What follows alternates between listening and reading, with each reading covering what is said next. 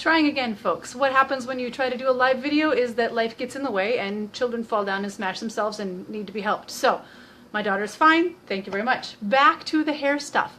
So this past week, I did a video using a recipe from this book, the Jen O'Sullivan's Essential Oil Make and Takes, for shampoo.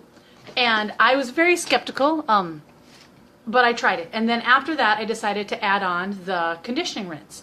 So here, very briefly, is, because I have about 6.5 minutes until breakfast needs to come out of the oven. Here, very briefly, is what I did. For the shampoo, the recipe was really simple. It asked for 10 drops of lavender, and I think also 10 drops of peppermint. I chose not to use peppermint because I didn't want the peppermint on my hair, on my head. I'm going to be using this for my children, and I didn't want them to, have peppermint near their eyes. So I subbed in cedarwood, which is really good for hair. So first you put the lavender and the cedarwood into your bottle and swirl it around. And then you add half, this is a 16 ounce, you can also do an 8 ounce. Then you do half Castile soap. I use the Castile soap that has no scent. Swirl that around, and then you fill up the rest with distilled water. So I did that, and I washed my hair this past week, or maybe it was a week and a half ago. One second. I washed my hair with those things. I was still using the conditioner that I just got off the shelf someplace, and the shampoo was fine. It was definitely getting my hair clean. I was feeling, but I was feeling a little heavy afterwards, like the hair, it worked and didn't look bad, but it felt a little bit heavy, and I would run my fingers through it, and I could feel a little something on my fingers. What I think, and I am not an expert on hair stuff, what I think is what was happening is that when we use our regular shampoos, they strip the hair, and our conditioners are made to then add back to the hair all of that stuff that's been stripped out. So I think my homemade stuff was getting it clean, but not stripping it. And then the conditioner that I was using off the shelf, I think that was adding oils back that I didn't necessarily need because I wasn't stripping it with my more gentle shampoo. Anyway, I tried the hair conditioning rinse. I thought, no way, this is not going to work. Here's what the ingredients are in the hair conditioning rinse.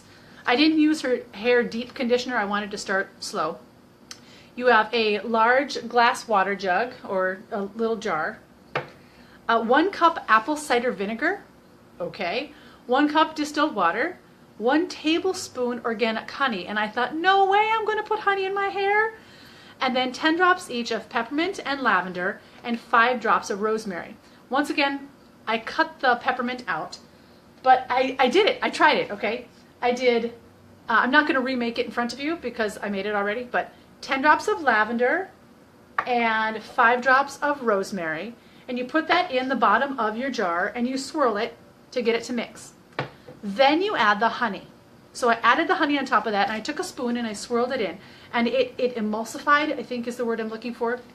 It mixed together really nicely. Then I put the 1 cup of apple cider vinegar in, and I mixed that up. I thought it was going to take a really long time for the honey and apple cider vinegar to mix together. It totally didn't. It mixed together very quickly. And then after that, I added the cup of distilled water on top of that. And then she says, just shake and use. So here it is. It looks a little funny in my jar. I'm not high tech. I maybe should get something a little fancier than this, but shake it up and put it on your hair after you've washed it. She says to leave it for about 2 minutes, sort of massage in, leave it for 2 minutes, and then rinse out. I did that. And I don't know what the magic is of all of those things. I don't know the chemistry. But while I was rubbing it in, I could pull my fingers through my hair, which doesn't always happen when I'm washing it. Sometimes it gets a little sticky and I can't get my fingers through it. And what do I want? I want hair conditioner that will let my fingers, smooth out, let my fingers go through my hair. So I did it. I rinsed it out, and I can't really believe it. I was a huge skeptic. And maybe, granted, I've only used it for a couple days here. Maybe over the course of more time, it will do something weird to my hair. So I'm going to keep using it. Jen O'Sullivan also has a recipe in her book for some sort of hair, like something you put on the ends. Something you put on the ends to kind of energize the ends. So maybe that's my next thing. But I mean, look at this. It's not greasy. It's not, I know I have my hair up. I don't ever style as usual. I don't do that. I don't style my hair. I wash it, I dry it. We're pretty much done. So give it a try. I really liked it. If anybody wants to have their hands held while making it, we should just set up some sort of Skype or Facebook video time, and a couple of you can get the ingredients, and then I can just talk you through exactly how I did it. Sometimes it helps to have a buddy, right?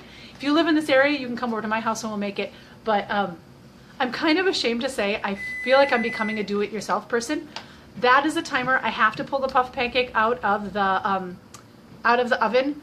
Thank you very much for watching. Talk later.